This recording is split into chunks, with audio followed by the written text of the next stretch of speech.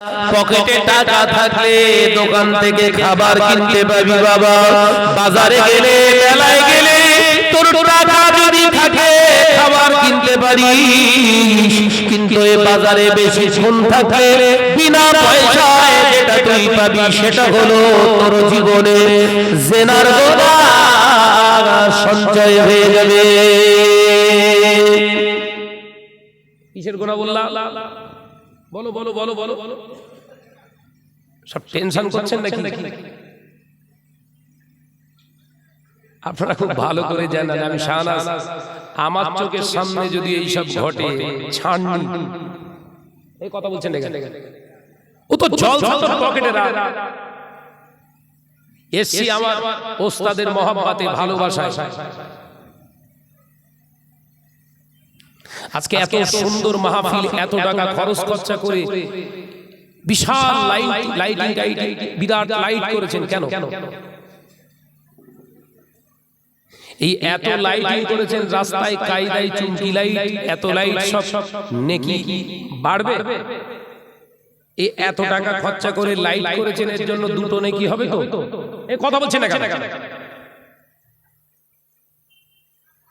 ওই লাইটের টাকাটা যদি এই মাদ্রাসায় দিতেন দুটো বাচ্চা খেতে পেত তো কবে শিখবি বাবা। আমি কিছুদিন আগে জলসায় করে গেছি ছোট আজগারা, আমার টাইম ছিল 12:30 থেকে, ভদ্র ঝাড়া ঝেড়ে রেখে গেছি। কেন? হ্যাঁ দরকার আছে, লাইট দরকার আছে, কেন টিউব লাইট গুলো দেয়া যায় না? রড লাইট দেয়া যায় না? ওটাও তো লাইট। ড্যান্স না দিলি ঠিক ঠিক মনে ঠিক শান্তি পাওয়া যাচ্ছে না নাকি? দুধের স্বাদ ঘোলে মেটাচ্ছ।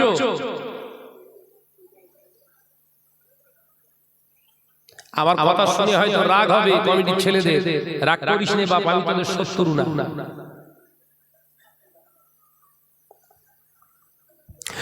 ও যুবকেরা, ছেলেরা, বাচ্চারা, পর্দানশীরা, মা বোনেরা, আল্লাহ নবী তো জানে বাদশা হাবিবুল্লাহকে, নবী জনাবে মুহাম্মদুর রাসূলুল্লাহকে সাল্লাল্লাহু আলাইহি ওয়াসাল্লাম পাক জবানে জানিয়ে দিয়েছে। ওয়া মাসাবিরা, শুনে রেখে দাও, জেনে রেখে দাও, এমন একটা দিন আসবে, সময় আসবে যেদিন দেখতে পাওয়া যাবে আমার উম্মতেরা নামাজ আদায় করবে, রোজা আদায় করবে, হজ আদায় করবে, যাকাত আদায় করবে, বড় বড় মসজিদ বানাবে, মাদ্রাসা বানাবে। ও মাসাবিরা, তারা টুপি পরিধান করবে, দাড়ি রাখবে, জুব্বাও পরিধান করবে। আমি নবী থেকে বড় বড় তারা দামি দামি জুব্বা পরিধান করবে। ও মাসাবিরা, মসজিদ ভর্তি মুসল্লি পাওয়া যাবে, আল্লাহকে ভয় করলে বলা মুসলমানের সংখ্যা কমে যাবে। এই বিশ্বনবী কি বলেছে? মুসল্লি বাড়বে, আল্লাহর ভয় করা মুসলমান কমে যাবে। হাকিকাতে সেটা পাওয়া যাচ্ছে না, যায় না? এই ছেলেরা, সোনার মানিকেরা দাঁড়িয়ে থাকলে হবে না, ওয়াজ বলে এবার ঘুরবে বলো, হয় এসে বস, আসলে অন্য জায়গায় অন্য দিকে যদি কোনো ব্যবস্থা থাকে দেখতে যা। যাত্রা থিয়েটারের জায়গা না বলো, ভিতরে এসে বসতে হবে বাবা। এই ভাইজানেরা ব্যালকনি ছাড়ে, এইটা আগে ভর্তি হোক, সামনে খালি রেখে পেছনে ভর্তি করে বসে কাজ সুন্নত। এটা কথা বলছে না 100% এটা ইবলিসের সুন্নত। কাজ সুন্নত বল না রে, সামনে খালি রেখে পেছনে ভর্তি করে বসা এই কার ট্যালেন্ট? এটা ইবলিসের ট্যালেন্ট।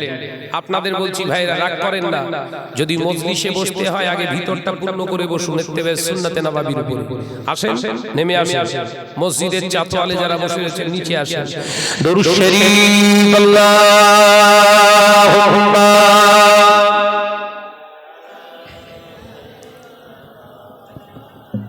নামে এদের সব চুপ করে বসে রয়েছে। এবার কিন্তু এই উপরে বসে থাকালে ওয়াজ করব বলো, একটু মুহাম্মাদের সঙ্গে কালেমা লা ইলাহা ইল্লাল্লাহ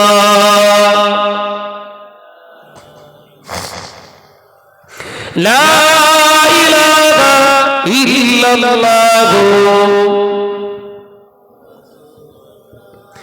ডেকে লও রাসূলুল্লাহ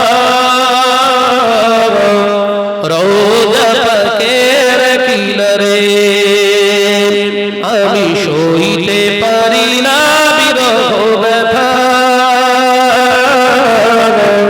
ধন্য দিদারে জোরে বলবেন না একটু জোরে হবে না আরো চিল্লে হবে না ডেকে লও রাসূলুল্লাহ রওজা পাকের কিনারে আমি সইতে পারি না বিরহ ব্যথা ধন্য দিদারে আল্লাহুম্মা সাল্লি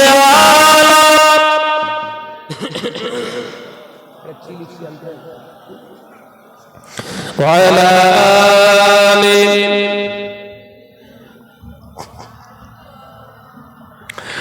নূরে উজ্জ্বল চেহারা তোমার দেখে মন যে ভরে যায় তোমার ওই কুতুবে হযরা দেখে ঈমান বেড়ে যায় জোরে হলো কই আরেকটু জোরে হবে না ডেকে লও রাসূলুল্লাহ রওজা পাকের কিনারে আমি সইতে পারি না বিরহ ব্যথা ধন্য দিদারে আল্লাহুম্মা সাল্লি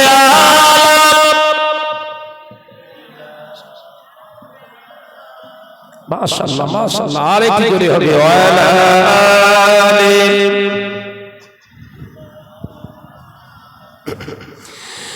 মদিনার ওই আকাশ মদিনার ওই বাতাস মদিনার ওই জবালে তোমাকেও সালাম জানা একবার জোরে হবে না নারে তাকবীর নারে তাকবীর ডেকে লও রাসূলুল্লাহ রওজা পাকের কিনারে আমি সইতে পারি না বিরহ ব্যথা ধন্য দিদারে আল্লাহুম্মা সাল্লি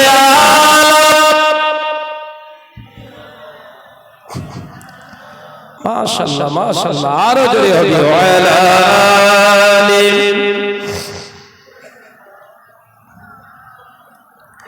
ও না জানে না যুবকেরা ছেলেরা বাচ্চারা পর্দানশীলা মা ও বোনেরা আল্লাহ নবী তো জানে বাদশা হাবিবুল্লাহ নবী জনাবে মুহাম্মদুর রাসূলুল্লাহ সাল্লাল্লাহু আলাইহি ওয়াসাল্লাম পাক জবানে জানিয়েছে আমার উম্মত নামাজ পড়বে রোজা করবে হজ করবে যাকাত আদায় করবে মসজিদগুলো বড় বড় আলিশান নকশাওয়ালা মসজিদ বানাবে মসজিদ হবে মুসল্লি হবে আল্লাহকে ভয় করবে বলা মুসলমানের সংখ্যা কমে যাবে আল্লাহ নবী সাহাবীরা প্রশ্ন করেছিলেন হুজুর কারণটা কি আল্লাহ নবী বলে তার কারণ হলো আমার উম্মতি সুদের লেনদেনকারী হবে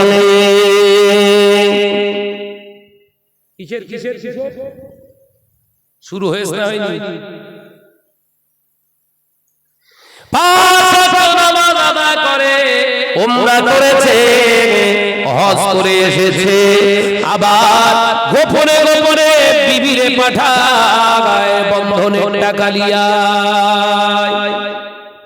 এরকম আসামি আছে না নাই আল্লাহরে খুঁজতেছো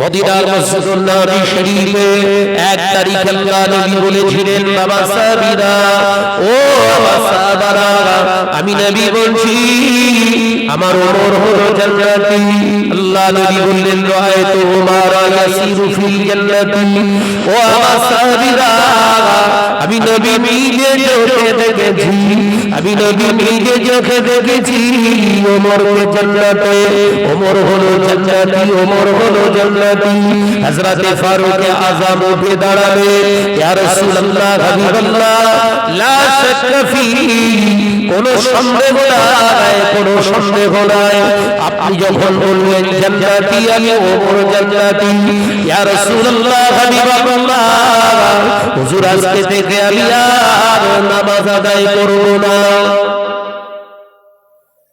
জান্নাতি ইয়া রাসূলুল্লাহ হাবিবাল্লাহ আমি আজকে থেকে আর কিন্তু আর নামাজ পড়তে আসবো না বিশ্বনবী মুচকে হেসে বললেন নাই বা পড়লে তবুও তুমি জান্নাতি একবার জোরে জোরে কই জোরে হলো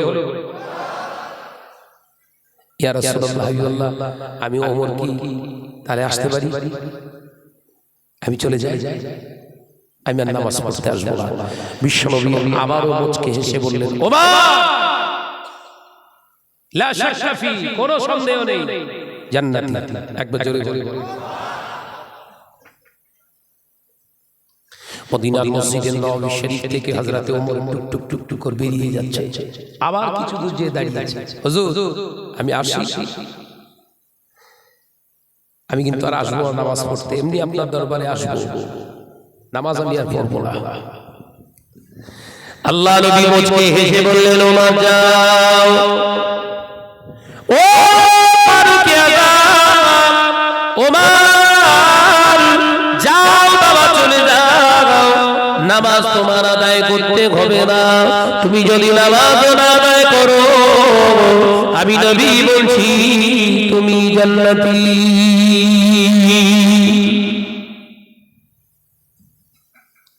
ভয় জিনিসটা বোঝানোর জন্য আমি আপনাদের বলছি এটি কোটেশন মাফিক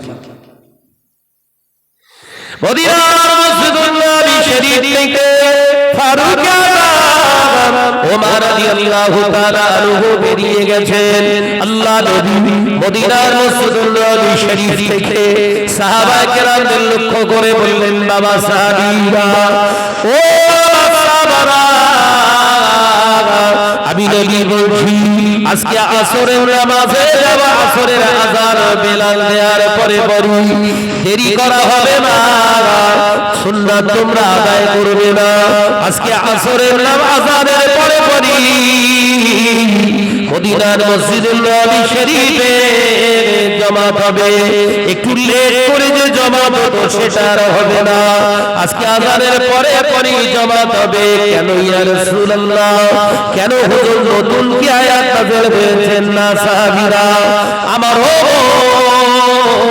যেন জামাত না পায় জোরে হলো না ওমর ফারুক বলছে নামাজ পড়তে আসবো আর বিশ্বনবী বলছেন ওমর যেন জামাত না পায় একবার সুবহানাল্লাহ বলবেন নবীর বিশ্বাস উম্মতের প্রতি ওমর বলেছে নামাজ ছেড়ে দেওয়া উনি মুসলমান নন একবার জোরে বলে আর আমরা বাড়িতে বসে বসে বইয়ের সঙ্গে শাড়ির সঙ্গে গল্পে গল্পে সময় কেটে দিচ্ছি আমাদের কানে আজান আসলেও আমাদের কানে এমন বাস পড়েছে না শোনার ভান করে চুপ করে বসে থাকি এই কথা বলছেন না কেন না না আপনাদের 500 বিঘা এলাকায় সব ঠিক আছে এরা এরকম করে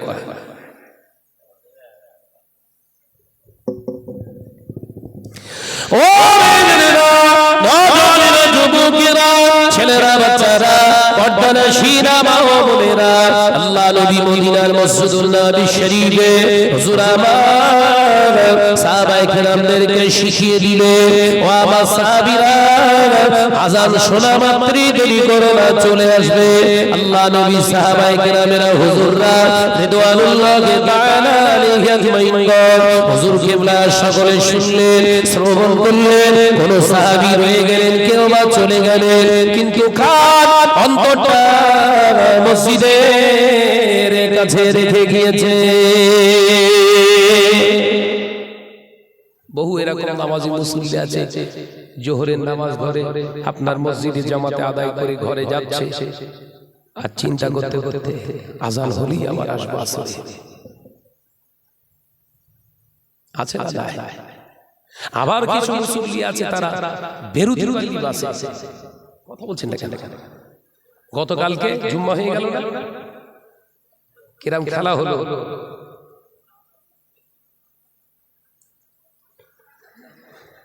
খুতবা ঠিক 5 মিনিট আগে এসে হাজির। অথচ আল্লাহ কোরআন পাকের ভিতরে জানিয়ে দিলেন, ইয়া আইয়ুহাল্লাযীনা আমানু ইযা নুদিয়া লিস-সালাতি মিন ইয়াউমিল জুমআহ ফাসআউ ইলা যিকরিল্লাহ।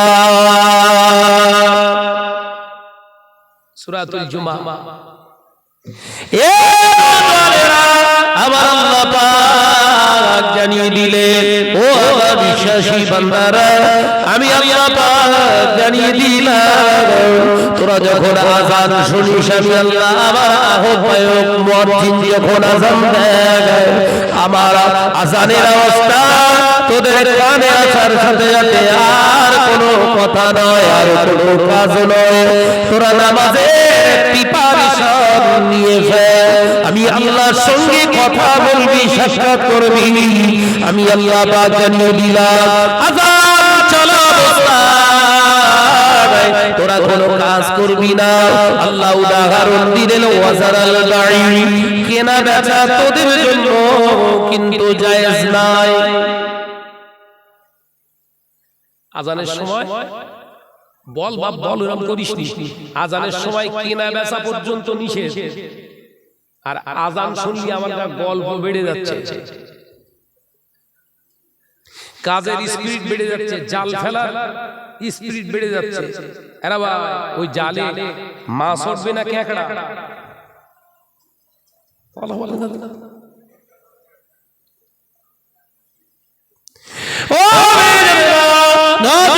যুবকেরা, ছেলেরা, বাচ্চারা, পর্দানশীলা মা ও বোনেরা, মদিনার মসজিদুল নবী শরীফ থেকে আল্লাহ নবী সাহাবীরা কিছু জানেন, কিছু আছেন। মদিনার মসজিদুল নবী শরীফে হযরতে বেলাল আযান হেঁকে দিয়েছে। আল্লাহু আকবার, আল্লাহু আকবার, আল্লাহু আকবার,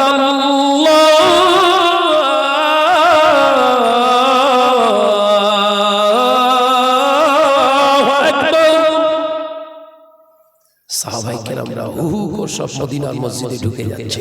একবার জোরে বলুন, জোরে হবে না? টোটাল কাজ স্টার্ট।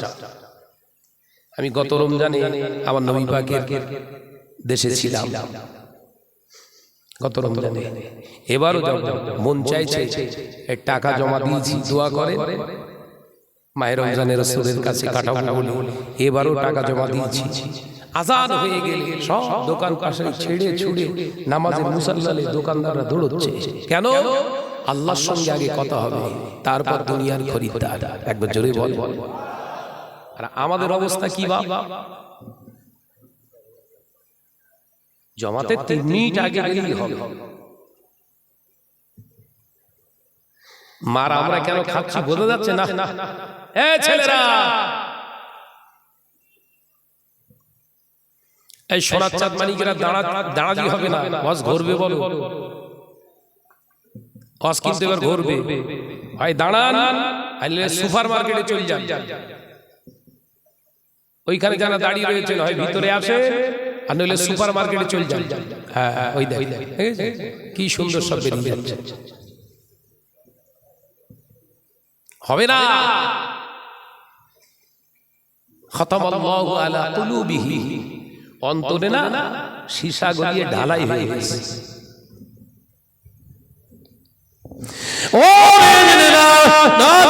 যুবকেরা, ছেলেরা, বাচ্চারা, পর্দার শিলা মা ও বোনেরা, ভাঙা তুষ্কালি সোনার চাঁদ মানিকেরা, আল্লাহ নবী সাহাবীরা এক এক করে মদিনার মসজিদুন নববী শরীফে হাজির হয়ে গেলেন।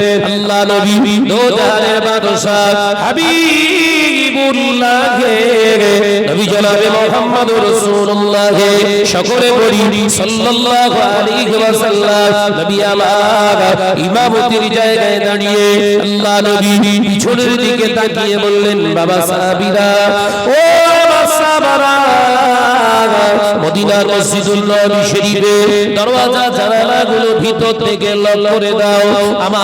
আমার সাহাবীরা, তোমরা দরওয়াজা জানালাগুলো ভিতর থেকে লক করে দাও, আমার ওমর জানো সে জবাব না ধরতে পারে। একবার জোরে বলবেন না।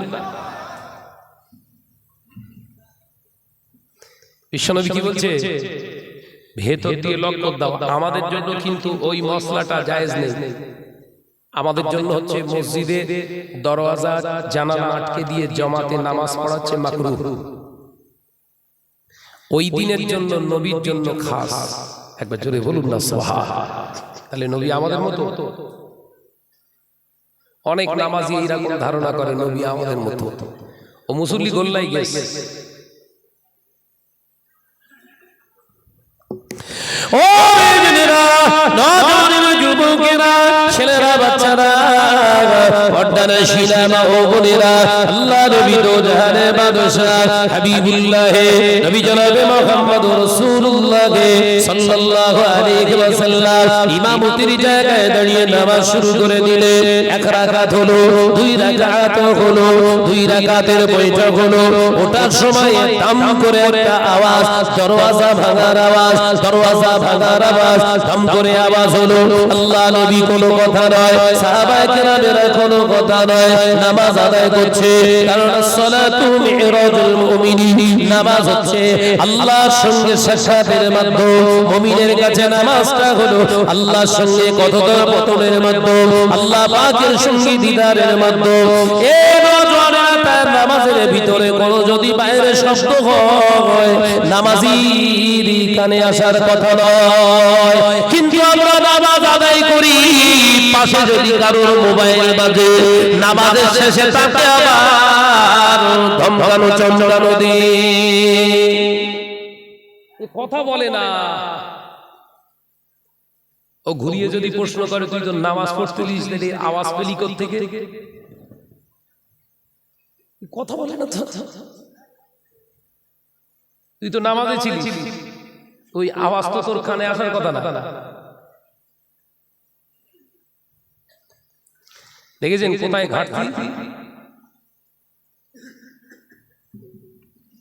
কপাল কালো হবে, তার সঙ্গে কবর কালো ফিরি। কথা বলে না কেন? ও নজরের যুবকেরা, পর্দার শিরা মা ও বোনেরা, আল্লাহ নবী দো জাহানের বাদশাহ হাবিবুল্লাহ নবী জনাবে মুহাম্মদুর রাসূলুল্লাহ সাল্লাল্লাহু আলাইহি ওয়াসাল্লাম সালাম ফেরালে, ডান দিকে সালাম ফিরিয়ে, বাম দিকে সালাম ফিরিয়ে আল্লাহ নবী ডান দিক দিয়ে ঘুরে বসলে, পিছনে তাকিয়ে দেখলেন জামাতের শেষে, কাতারের শেষে হযরতে ওমর দাঁড়িয়ে দাঁড়িয়ে নামাজ আদায় করে, আর ওমরের চোখ দিয়ে পানির টুসা গড়িয়ে যায়। আরেকটু জোরে হবে না? আরো একটু জোরে বলুন না সুবহানাল্লাহ। আল্লাহ নবী সালাম ফিরিয়ে সাহাবায়ে কেরামদের দিকে ইশারা করলেন, কেউ কোনো কথা বলো না, আমার ওমরের রাকাত ছেড়ে গিয়েছে, ওমর নামাজটা সম্পূর্ণ করো। আল্লাহ নবী সাহাবীরা সকলে অপেক্ষা করতে লাগলেন। ফারুক আযমের নামাজ শেষ হয়ে গেল। আল্লাহ নবী জিজ্ঞাসা করলেন ও বাবা ওমর, তুমি যে নামাজ পড়বে না বলেছিলে, তুমি যে নামাজ পড়বে না বলেছিলে, এখন নামাজ পড়তে পড়তে কাঁদো কেন, চোখে কেন পানি? ওমর, কে তোমাকে মদিনার মসজিদুল নববী শরীফে নামাজ পড়তে নিয়ে চলে এলো? কে তোমাকে ধরে বেঁধে এনে জামাতে দাঁড় করালো? ও নামাজ পড়তে এলে বাবা, আমার মসজিদে নববী শরীফের গেটটা ভেঙে ফেললে বাবা, দরওয়াজার খিলটা যে ভেঙে ফেললে, কি ব্যাপার? কে তোমাকে ভাঙতে বললো বাবা? আল্লাহ নবী সাহাবী ফারুক আযম দুধ রেখে দে ফেললে, কচি বাচ্চার মতো কাঁদতে কাঁদতে বললে, ইয়া রাসূলুল্লাহ গে, ইয়া হাবিবাল্লাহ, হুজুর আমি ওমর মনে করেছিলাম আর আসবো না, আমি ওমর বলেছিলাম আর আসবো না, এটা যেমন সত্য। মদিনার মসজিদুল নববী শরীফে ভাই বেলাল, আমার ভাই বেলাল আযান যখন দিয়েছে, ওই আযানের ধ্বনিটা আমি ওমরের কানে যাওয়ার সাথে সাথে হুজুর আমার ভিতরে জ্বলন শুরু হয়ে গেছে। হাইয়া আলাস সালাহ শব্দটা পাওয়ার সাথে সাথে আমার ভিতরে জ্বলন শুরু হয়ে গেছে। নামাজের জন্য এসো, নামাজের জন্য এসো, নামাজের দিকে এসো। আমি ওমর নিজেকে ধরে রাখার চেষ্টা করলাম। ইয়া রাসূলুল্লাহ, ইয়া হাবিবাল্লাহ, আমি ওমর নামাজ আদায় করব না বলেছিলাম, কিন্তু আমার ঈমান আমার কথা শুনে না। জোরে জোরে এই ঈমান আছে আমাদের। গরুর গোশত খেয়ে পরিচয় দিচ্ছে মুসলমান, ও কুকুরিও খায়।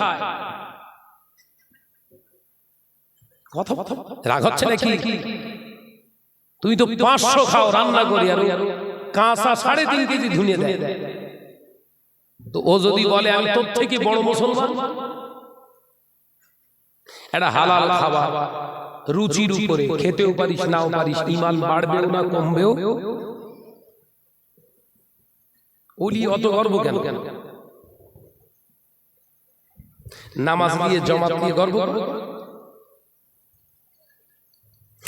ও মেয়েরা, আল্লাহ নবীর সাহাবী হযরত উমর রাদিয়াল্লাহু তাআলা আনহু হুজুরকে ডেকে বলে, ইয়া রাসূলুল্লাহ, হাবিবাল্লাহ, আমি মদিনার মসজিদুল নববী শরীফে এসে দেখলাম, হুজুর আমি মদিনার মসজিদুল নববী শরীফে এসে দেখলাম, মদিনার মসজিদুল নববী শরীফে দরওয়াজা জানালা বন্ধ। ইয়া রাসূলুল্লাহ, হাবিবাল্লাহ, আমার ভিতরের জ্বলনটা আরো বেড়ে গেল, আমার ভিতরের জ্বলনটা আরো বেড়ে গেল। আমি জামাতে নামাজ পড়তে পারবো না, আমার দরওয়াজা জানালা আমার জন্য বন্ধ হয়ে গিয়েছে। ভিতরে আপনি নামাজ আদায় করা, সাহাবায়ে কেরাম ভাইরা সকলে নামাজ আদায় করে, আমি ওমর জামাত পাবো না।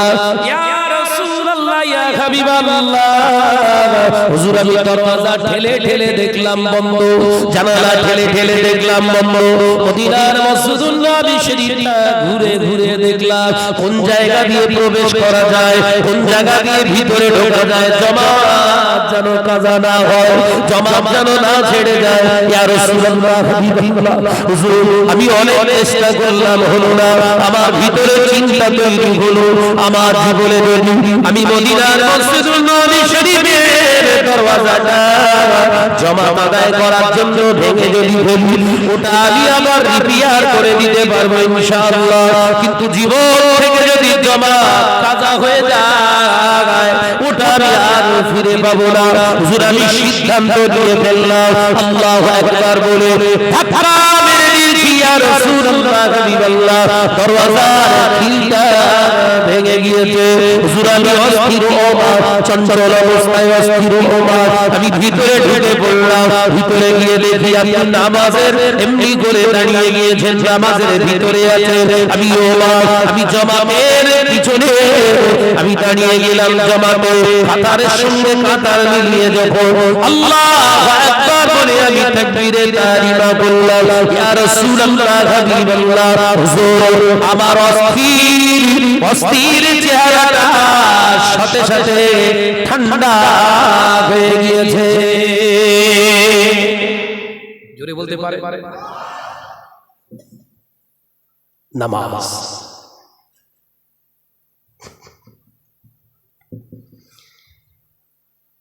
এইটাই হলো আল্লাহর ভয়,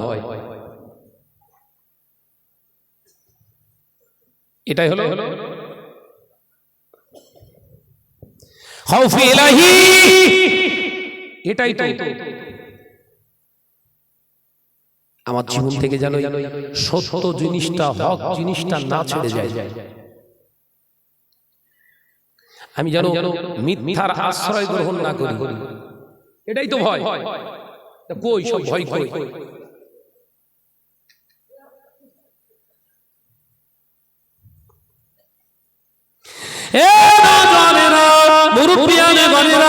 ভয় যদি আমাদের ভিতরে থাকতো আমরা ইচ্ছাকৃতভাবে নামাজ কাজা করতাম না। ভয় যদি আমাদের ভিতরে থাকতো আমরা সুদের কারবারের সঙ্গে যুক্ত হতাম না। ভয় যদি আমাদের ভিতরে থাকতো আমাদের ঘরের যুবতী নারীদের রং বিরঙের দামি দামি দামি দামি কাপড় পরিধান করিয়ে বাজারে বাজারে ঘোরার অনুমতি দিতাম না। ও বাবাজি, হাজী সাহেব বাবাজি নামাজ আদায় করেছেন, রোজা আদায় করেছেন, হজ আদায় করেছেন, বড় বড় মসজিদ মাদ্রাসা চালাচ্ছে। ঘরের যুবতী নারীরা, ঘরের মহিলারা যদি বেয়াপুরু হয়ে যায় আল্লাহ নবী জানিয়ে দিয়েছে আত-তাইয়্যিসুলা ইয়াদখুলুল জান্নাহ, তাইয়্যিসেরা কোশ্চিনকালে জান্নাতে যাবে না। ঘরের নারীরা যদি বেয়াপুরু হয়ে বাজারে ঘোরাফেরা করে তোর হজ তোর নামাজ তোকে বাঁচাতে পারবে না।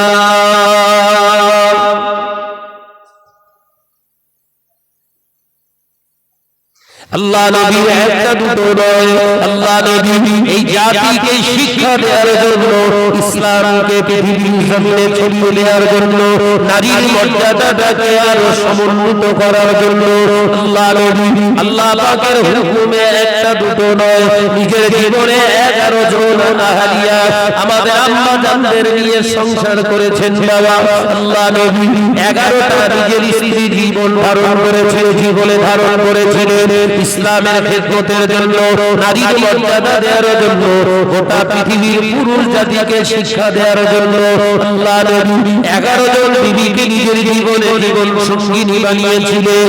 ও যুবকেরা, ছেলেরা, বাচ্চারা, আল্লাহ নবী একটা দুটো নয় আরো 4টে কন্যা আল্লাহ দিয়েছিলেন। তিনি কন্যার পিতা 4টে কন্যাকে মানুষ করেছে, খাইয়ে দাইয়ে আমাদের মতো ভালো ভালো দামি খাবার খাওয়াতে পারেন না, আমাদের মতো বড় বড় শিক্ষা প্রতিষ্ঠানে মেয়েদের পড়াতে পারেন না।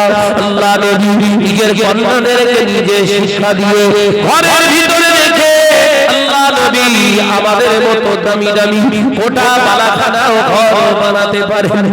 আল্লাহ নবী চিনতে বেড়া খাজুর পাতার ছয় তৈরি করে ঘর বানিয়ে তার ভিতরে 11 জন বিবিকে জীবন নবী 4 জন মহিলাকে নিজের মেয়ে কন্যাদেরকে মানুষ করে গেলে কিয়ামত হয়ে যাবে। আল্লাহর নবীর একটা কন্যা, একটা বিবির চেহারা রূপের বর্ণনা কেউ দিতে পারবে না। জোরে হলো না? কই জোরে হলো না? আর তোমার একটা এলাকা চষে বেড়াচ্ছে আর তুই মসজিদে আল্লাহরে খুঁজতেছো, বললি শাহনাজ খারাপ। আর হবে না কেন? কিছু আবার উটকো হাইব্রিড মৌলী সাহেব বেরিয়েছে, এরা আবার ওই প্রতিষ্ঠানের নামে মেয়ে লোক স্টেজে তুলে সব গাওয়াচ্ছে, বললি বলছে শাহনাজ বিরোধী।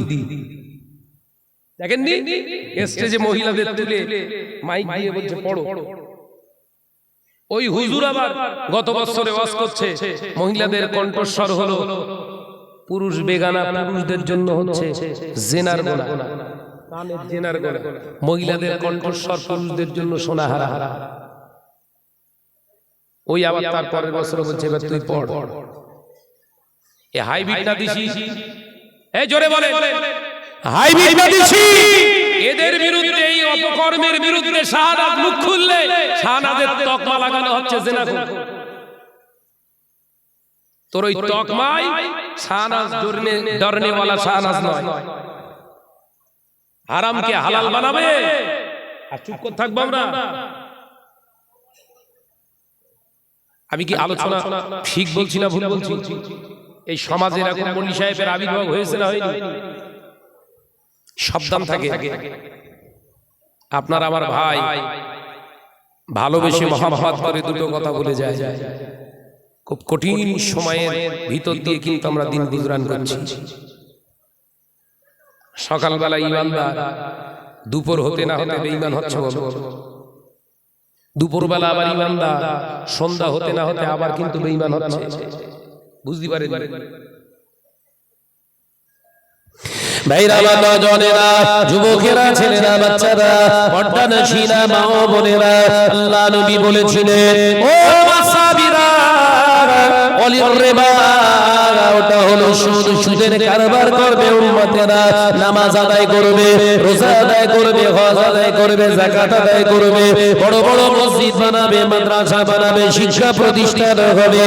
ও সাহাবারা, নামাজি হয়ে যাবে অন্তরে, আল্লাহর ভয় আর থাকবে না। এর কারণ কি? সুদ, সুদ, সুদ। আল্লাহ নবী জানিয়ে দিলেন, সুদের খাবার, সুদের খাবার তার পেটের ভিতরে ঢুকে, শরীরের ভিতরে ঢুকে যায়। ঈমানের প্রথম অঙ্গ সেটা হলো খাউফিল্লাহ, আল্লাহর ভয়। ওই সুদখোরের ভিতর থেকে শেষ হয়ে যায়। ঈমানের প্রথম অঙ্গ কি? খাউফিল্লাহি, সেটা অন্তর থেকে আপনার শেষ হয়ে যাবে। কি খানা খেলে? জোরে বল না রে বাবা, ভয় কাছে। হারাম খানে ওয়ালা, আল্লাহ নবী বললেন, লাহমুল হারামা লা ইয়াদখুলুল জান্নাহ, হারাম খেয়ে শরীরের ভিতরে যে গোশতটা তৈরি হয়, পশ্চিমকালে ওই গোশতটা জান্নাতে যাবে না।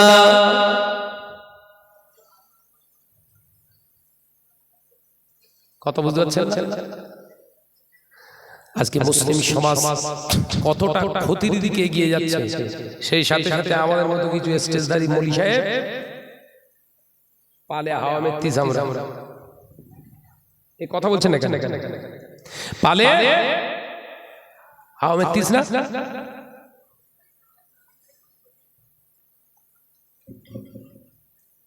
যুক্তি দেখানো হচ্ছে, আমরা মহিলাদের স্টেজে তুলছি এই কারণে, যারা আমাদের চাঁদা টাদা দেয়, এরা যদি প্রশ্ন করে যে বাচ্চারা কি শিখছে, আমরা কি দেখাবো, তাই আমি ভিডিও করে দেখাচ্ছি। কপালে কি বাস পড়েছে দেখবি, যে তোর প্রতিষ্ঠানের সন্দেহ করে ওর কাছ থেকে চাঁদা নিবি কেন? এ কথা বলছেন না? যে তোর প্রতিষ্ঠানের তোর হিসাব নিকাশের উপরে সন্দেহ করে ওর কাছে চাঁদা চাইবি না। কথা বলছেন না? ওরে জানানোর জন্য তুই অবৈধ হারাম কাজটা হালাল বানিয়ে ফেলেছিস।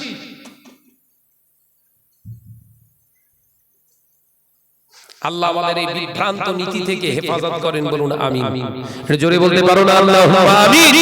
মুজাদ্দিদুস জামান আমির শরিয়াত আলা হযরত দাদা পীর রাহমাতুল্লাহ আলাইহি হুজুর ওই জন্য 4 নম্বর ওসিয়াতের ভিতরে কি বলেছে?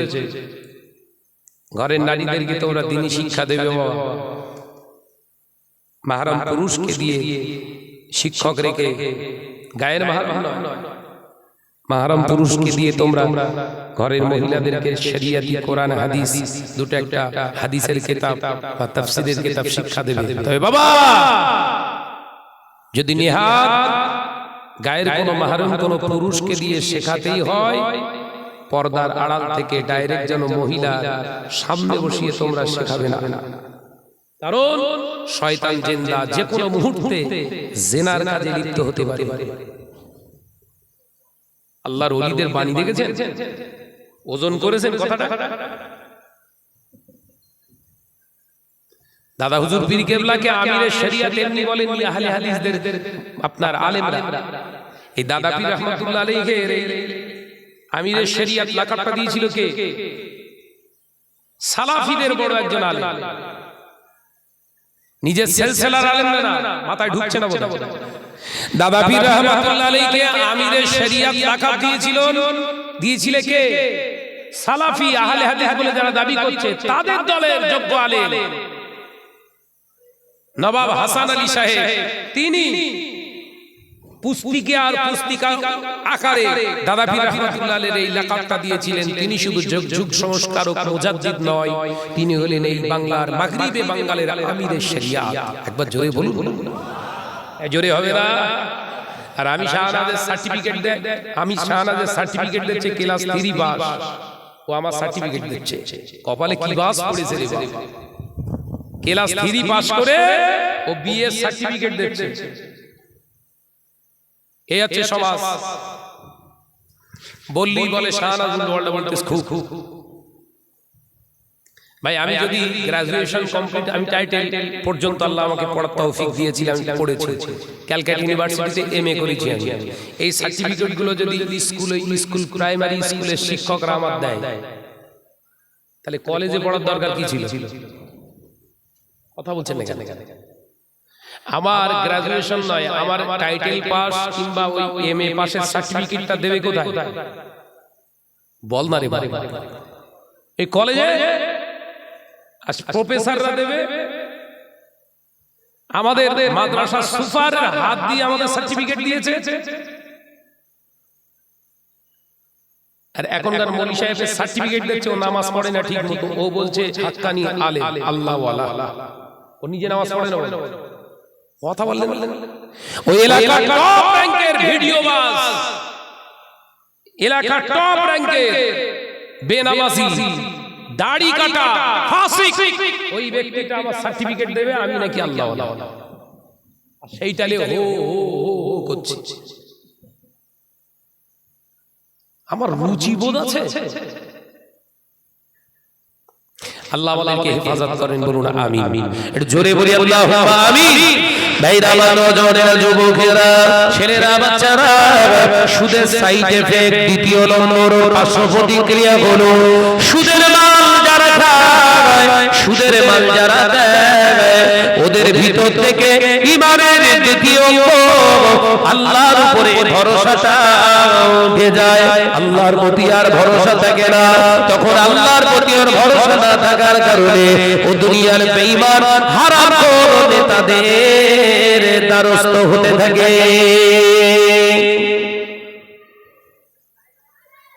তাদের দ্বারস্থ হবে, বলো বাপ, বলো।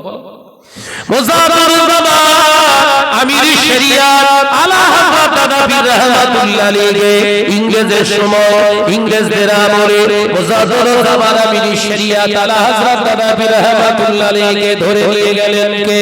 একটি খুনের দায়ে মার্ডারের কেসে একজন ল্যাংটা বাবাকে চড় মেরেছিলেন, মারা গেছে ল্যাংটা ফকির। এই ল্যাংটা ফকির মারা যাওয়ার কারণে মুজাফফর জামানকে ধরে নিয়ে চলে গেলেন ইংরেজের সরকারেরা, হুজুরকে ধরে নিয়ে চলে গেলেন। রাত 2:30 বাজে কবরস্থানে নিয়ে গিয়ে বলা হলো, আবু বকর তুমি মানুষ খুন করেছো, মানুষ খুন করেছো। মুজাফফর জামান বলেছিলেন, না, আমি কোনো মানুষকে মার্ডার করিনি, আমি যাকে মেরেছি সে একজন জন্তু, একটা জানোয়ার, তাকে আমি মেরে দিয়েছি। এই জন্য মানুষের ঈমান আমল নিয়ে খেলা করছিল। আল্লাহর ওলিকে ওই সময় দেখতে পাওয়া যায় ইংরেজ সরকারের সৈন্যরা কবরস্থানে নিয়ে কবর খুঁড়ে দেখা গিয়েছিল, না না না, কবরের ভিতরে যাকে শোয়ানো আছে আসলে যে মানুষটা শুকর, কোন শুকর, বনে শুকরের মতো চেহারা। আল্লাহর ওলি মুজাফফর জামানকে আবার গাড়িতে করে ইংরেজ সরকারের সৈন্যরা, পুলিশেরা বাড়িতে নিয়ে ছেড়ে দিয়ে বলেছিল, ও আমার আবু বকর, মুসলমানদের নেতা, আপনি যে গাড়িতে সওয়ারি হয়েছে, যে গাড়িটায় বসেছে, ওই গাড়িটা আমরা আর নেব না। আপনি বিভিন্ন জায়গায় প্রোগ্রামে যান দিনের কাজে, তাই আপনার বসা গাড়িটায় আপনি এবার থেকে বসুন, আমাদের তরফ থেকে এটা হাদিয়া দিয়ে দিলাম।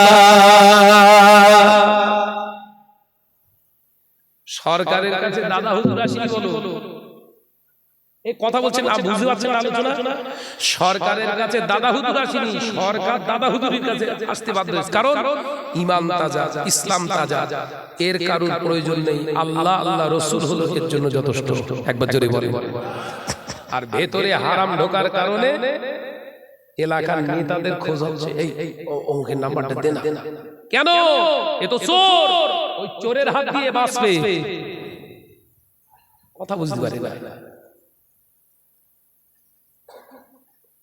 এগুলো খোলাসা করে দিচ্ছি বলে এক শ্রেণীর মৌলী সাহেবের গা জ্বালা করছে। ভাই, আমি কারণ নাম টাম ধরে বলেছি? জাস্ট হকটা জানার জন্য আমি আলোচনা রাখলাম, কিন্তু এই নেটে চলতেছে তো, লাইভ চলছে তো, এ যখন ছাড়বে ওর কমেন্ট গুলো দেখবেন কি আগুন লেগেছে। মানে মেত্তিসি শয়তানে চেল্লাচ্ছে মৌলভী সাহেব, এটা ব্রেন হ্যাং হয়ে যাওয়ার খাপ হয়ে যাচ্ছে আমার, যে ওয়াজ করছি শয়তানের বিরুদ্ধে, তো মৌলভী সাহেবের গায়ে লেগেছে কেন? তাহলে শয়তান ওর ভেতরে বসে আছে, এই কথা বলছেন না কেন? ও নজর যুবকেরা, ছেলেরা, বাচ্চারা, সুদের 3 নম্বর সাইড এফেক্ট, সুদ খেলে সুদ দিলে আপনার কি হবে? আর ইমানের 3য় নম্বর অঙ্গ হলো ওয়ালা হায়া ও শুবাতুম মিনাল ঈমান, লজ্জা হলো ইমানের একটি শাখা। ও নজরেরা, ভাগাতুশকালীর সোনার চাঁদ মানিকেরা, শুনে রেখে দেন, জেনে রেখে দেন, সুদের মাল, হারামের মাল খাওয়ার কারণে আপনার ভিতর থেকে ইমানের 3য় নম্বর অঙ্গটাও ধ্বংস হয়ে যাবে, সেটা হলো হায়া। আপনার ভিতরে লজ্জাটা আর কাজ করবে না।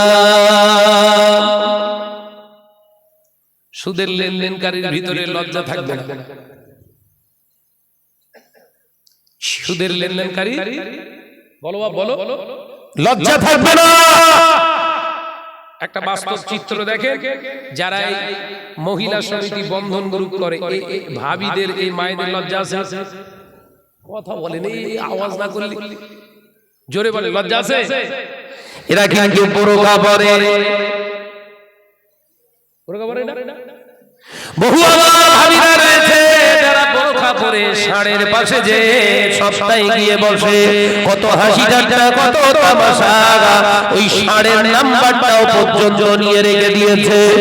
এ নজরা, ঘরে এলাকায় বাজারে যে মহিলাগুলো বোরকা পরে ঘরে, বোরকা পরে ঘরে, অথচ ওরা খাবার কেনে না, মার্কেটে ঘোরাঘুরি করছে, এদের ভিতরে আত্মায় থাক, এদের ভিতরে লজ্জা নাই।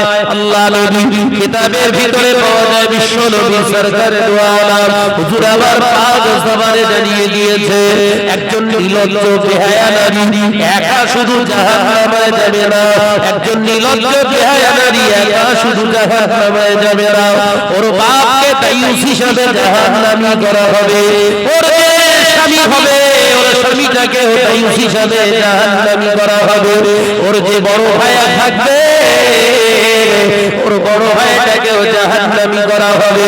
শুধু তাই নয়, একজন নির্লজ্জ বেহায়া নারী গর্ভে ধারণ করা ওর বড় ছেলেটাকে ও জাহান্নামী করা হবে। একজন মহিলা বেহায়া নারী করোনা ভাইরাসের থেকে 70 গুণ খারাপ। করোনা ভাইরাস কত বুঝাচ্ছেন? করোনা ভাইরাসের ক্ষমতা কত দূর? খুব জোর হলে ওর পাওয়ার, ও আপনাকে মেরে দিতে পারে কবর পর্যন্ত, দায়িত্ব শেষ। একজন বিহায়া নারীর পাওয়া, ও আপনাকে জানে মারিনি বলে, ভাতে মারিনি, পাতে মেরে দেশ বলে, কথা বুঝতে পারে না, ও তোর আখিরাতটা পুরো মেরে দিয়েছে। তাহলে করোনার ভয়ে আমরা সব গেঁজে পড়েছিল, মাস্ক মাস্ক বুঝতে পারি মানে কি, সব হুজুর খেজুর ইঁদুর বাঁদর সব মাস্ক পরে ঘুরেছিল। এই বিহায়া নারীর জন্য কি পলিসি? আহা, এটাই তো সমস্যা, যে সমাজে নারীদের উলঙ্গপনা, বেহায়াপনা হই হই করে চলছে, সেখানে আলেমরা টাইট না হয়ে আমরা সব ঢিলা হয়ে গেছি, দরজা খুলে দিয়েছি, চলে আয়। এই সমাজে, এই সমাজকে ট্যাকেল দেবে কারা? আল্লাহ নবী বড় আশা নিয়ে বলেছিলেন, আল উলামা ওয়ারাসাতুল আম্বিয়া, আল উলামা ওয়ারাসাতুল আম্বিয়া, আলেমরাই হলো আমি নবী, আমার উত্তরসূরি, আমি নবী চলে যাব, লা নবিয়া বাদি, আমার পরে আর কোনো নবী আসবে না, আমার পরে আর কোনো নবী আসবে না। ও সাবিরা ওয়া মাসাবরা, আমি নবী, আমার ইন্তেকালের পরে আমার এই কাজগুলো আমার উম্মতের ভিতর থেকে আলেম দিন যারা হবে, আমার কাজগুলো তারা করবে, এরা হলো আমার উত্তরসূরি। জোরে বলবেন না? আজকে সেই আমরাই ঢিলা হয়ে গেছি, আর সমাজ কি হবে? সমাজ ভঙ্গুর হয়ে গেছে বাবা। তাই আমি আপনাদের ভাই মোহাম্মদ শাহনওয়াজ খুব ছোট্ট ছোট্ট করে কয়েকটা কথা বলে গেলাম, রাগ করবেন না। খুব সময়, এই সময়ের মানুষগুলো খুব জঘন্যতম একটা জায়গা থেকে কিন্তু আমরা পাস হচ্ছি। একটু সচেতন না হলে কিন্তু আখিরাতটা জলজলিতে যাবে বাবা। দুনিয়ার মানুষের কাছে আমি শাহনাজ গ্রহণযোগ্যতা বা প্রয়োজন আছে কিনা আমি জানি না। দুনিয়ার মানুষ আমাকে ভালোবাসবে কিনা আমি জানি না। দুনিয়ার মানুষগুলো আমাকে বাহবা দেবে কিনা আমি জানি না। দুনিয়ার মানুষ আমাকে দাওয়াত করবে কিনা আমি জানি না। ও যুবকেরা, দুনিয়ার মানুষগুলো আমার পিছনে জিন্দাবাদ দেবে কিনা আমি জানি না। আমার লক্ষ্য আমার আল্লাহ, আল্লাহ রাসূল। দুনিয়ার কোন মানুষের আমার প্রয়োজন হবে না যদি আল্লাহ, আল্লাহ রাসূল আমার সাথী হয়ে যায়। জোরে বলুন, একবার জোরে হবে না? আল্লাহ নবী জানিয়ে দিলে শত্রুতা করো, মিত্রতা করো, বন্ধুত্ব করো, দুশমনি করো, আল-হুব্বু ফিল্লাহি ওয়াল বুগদু ফিল্লাহ। আল্লাহর জন্য ভালোবাসো, রাসূলের জন্য ভালোবাসো। আল্লাহর জন্য শত্রুতা করো, নবীর জন্য শত্রুতা করো। যদি কারোর জন্য অশান্তি করতে হয়, কারোর সঙ্গে যদি বিরোধ করতে হয়, আল্লাহ আল্লাহ রাসূলের জন্য করো। এই সময় বিরোধিতা করতে গিয়ে, প্রতিবাদ করতে গিয়ে যদি উল্টা হয়ে যায়, সমাজের মানুষ যদি তোমাকে বয়কট করে, ভয় পেও না। হকের রাস্তায় থাকার কারণে নবীকেও বয়কট করা হয়েছিল। 1 বছর 2 বছর নয়, 3 বছর ধরে নবীকে একটা জায়গায় পাহাড়ি উপত্যকায় এককভাবে জীবন কাটাতে হয়েছিল। ও ভাইরা, যদি সত্য দেয় কোরআনের কথা বলতে গিয়ে, হক কথা বলতে গিয়ে যদি এক ঘরে হয়ে যান, জানবে নবী ছেড়ে যাওয়া সুন্নতটা আল্লাহ তোমার ভিতরে এনে আদায় করেছে।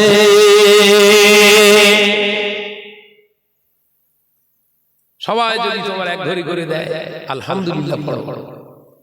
আল্লাহর জন্য বলতে গিয়ে সবাই আমাকে এক ঘড়ি করে দিয়েছে। রাসূলের সন্তুষ্ট চিত্তে ভালোবাসার জন্য বলতে গিয়ে সবাই আমাকে বয়কট করেছে। আমার কোনো চিন্তা নেই। আমার জীবনে হয়তো ওই সুন্নতটা আদায় হচ্ছিল না বলে হয়তো আল্লাহ আদায় করিয়ে দিয়েছে। মুজাদ্দিদুজ্জামান আমির শরিয়া আলা হযরত দাদা পীর রাহমাতুল্লাহ আলাইহি একটা সুন্নত ছেড়ে যাচ্ছে। কোন সুন্নাত? হিজরত করা। কোন সুন্নাত? হিজরত করা। এমন সময় দেখতে পাওয়া যায় বালিয়া বাসন্তী ফুরফুরার কিছু মানুষ দাদা হুজুর পীর কেবলার উপরে চড়াও হলো। শুনেছেন এসব? শুনেছেন? এক কাহিনী না বলো। দাদা পীর রাহমাতুল্লাহ আলাইহির উপরে এত চড়াও হলে হুজুর মনের দুঃখে ওই ফুরফুরা শরীফ ছেড়ে গিয়ে দোক বলে একটা জায়গায়, ফুরফুরা শরীফ থেকে প্রায় 14-15 কিলোমিটার রাস্তা, নালিকুল থেকে প্রায় 3 কিলোমিটার রাস্তা, দোক বলে একটা জায়গায় জঙ্গলে, আপনার মাঠ আর জঙ্গল, সেখানে গিয়ে হুজুর অবস্থান করেছিলেন। দাদা পীর রাহমাতুল্লাহ আলাইহি ওখানে চলে যাবার পরে 1 দিন 2 দিন 4 দিন 6 দিন 8 দিন 10 দিন হুজুর ওখানে একটা, এখনো সেখানে খানকা আছে, আমি ছিলাম সেখানে, যে সেখানে 40 দিন অতিবাহিত হওয়ার পরে হঠাৎ ফুরফুরার মানুষরা যারাই বিরোধিতা করেছিলেন তারা এবার খুঁজতে শুরু করেছে। একবার জোরে বলবেন না? কারণ ফুরফুরা এলাকায় এত পরিমাণে, আগে সেই উলাউটা হতো না, উলাউটা না কি কলেরা আগে রোগ হতো না, এই পক্স যেটা আমরা বলি, এত পরিমাণে শুরু হয়েছে ফুরফুরায়। মানুষ কবর দিয়ে আসার আগে আবার খবর যাচ্ছে, আবার কবর ঘোর। মুজাদ্দিদুজ্জামানের খোঁজে বেরিয়ে পড়ে ফুরফুরার মানুষরা খুঁজতে খুঁজতে খুঁজতে খুঁজতে দোকে গিয়ে হাজির হলেন। দাদা পীর রাহমাতুল্লাহ আলাইহির কাছে গিয়ে পায়ে জড়িয়ে ধরলেন, ক্ষমা করে দেন, আপনি ফিরে চলেন, আপনি ফিরে চলেন। এখনো সেখানে 18 বিঘার উপরে জমি আছে হুজুর কেবলার। মুজাদ্দিদ সাবা আমিরে শরিয়াত আলা হযরত দাদা পীর রহমাতুল্লাহ আলাইহি কেঁদে ফেললে আমি আর যাব না, ফুরফুরায় আমি আর যাব না। ওই রাতেতে আল্লাহ নবী দো জাহানের বাদশা হাবিবুল্লাহকে নবী জনাবে মুহাম্মদুর রাসূলুল্লাহকে সকলে পড়ি সাল্লাল্লাহু আলাইহি ওয়াসাল্লাম স্বপ্ন যোগে দেখালেন। ও আমার আবু বকর, আমার আবু বকর, রাগ করো না বাবা, আমি নবী, আমার একটা সুন্নাত তোমার জীবন থেকে ছেড়ে গিয়েছিল বাবা, ওটা আদায় করার জন্য আমার আল্লাহ এখানে তোমাকে এনেছে, তুমি রাগ করো না বাবা, আমি নবী তোমার প্রতি খুশি। যাও দরবারে ফুরফুরা শরীফে ফিরে যাও। আল্লাহ ওয়ালাদের জীবনে ওই রকম ঘটনা ঘটা মানে জানবেন আল্লাহ এবং রাসূল রাজি আছে। একবার জোরে বলুন না সুবহানাল্লাহ। আমার নজওয়ান যুবকের আমি আলবিদা নেব, আমার এখান থেকে যেতে আমার ভাঙড়ে, আমি চলে যাব। যাওয়ার আগে 5টা মিনিট আমি আপনাদের কাছে সময় দিচ্ছি। আপনারা জানেন এখানে 500 বিঘার একটা বড় প্রতিষ্ঠান চলছে, কোরআনের খেদমত চলছে, কথা ঠিক না বুঝলে বলে জানেন তো নাকি? বলেন ওই কোরআনের খেদমতের জন্য কোন সোনার চাঁদ মানিক আছেন? আমি 5001 টাকা দেব, একজন হাত তোলে, 5000 টাকা ওয়াদা করবেন। দুনিয়া জমিনে